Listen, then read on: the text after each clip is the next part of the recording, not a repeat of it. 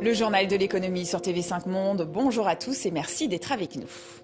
Une dérégulation massive de l'économie, c'est ce que propose le président ultralibéral argentin Javier Milei. Il a signé un décret qui modifie ou abroge plus de 300 normes, dont certaines sur le droit du travail. On l'écoute.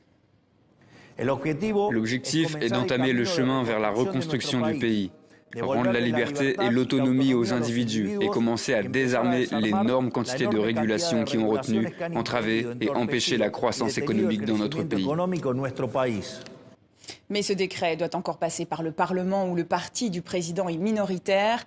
Parmi les mesures annoncées figurent l'abrogation des lois encadrant les loyers ou empêchant les sociétés publiques d'être privatisées.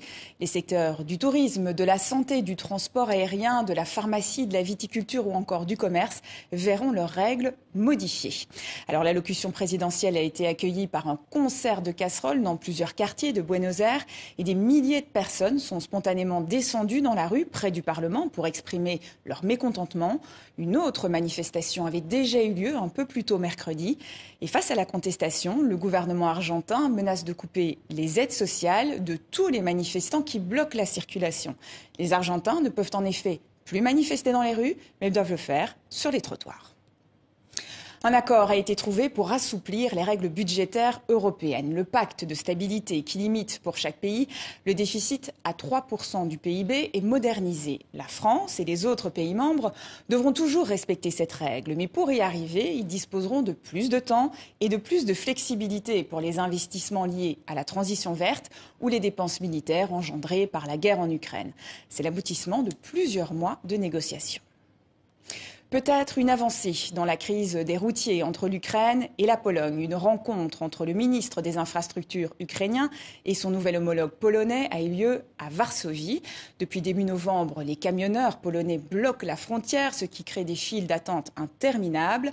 Ils protestent contre la concurrence jugée déloyale des routiers ukrainiens. Depuis la guerre, ces derniers n'ont plus besoin de permis pour effectuer des livraisons dans l'Union et ils n'ont pas à se soumettre aux mêmes règles que leurs confrères européens. La PlayStation 5, commercialisée par le géant japonais Sony, confirme son succès mondial. Le cap des 50 millions d'exemplaires a été franchi 3 ans après sa sortie lors de la pandémie. Sa production avait alors été longuement impactée par la pénurie de semi-conducteurs. Mais l'ambiance n'est pour autant pas à la fête chez le géant japonais. Il vient d'écoper d'une amende de 13,5 millions d'euros. L'autorité de la concurrence lui reproche d'avoir abusé de sa position dominante en faisant dysfonctionner les manettes de ses concurrents. Et c'est la fin de ce journal de l'économie. Excellente suite de programme sur TV5 Monde.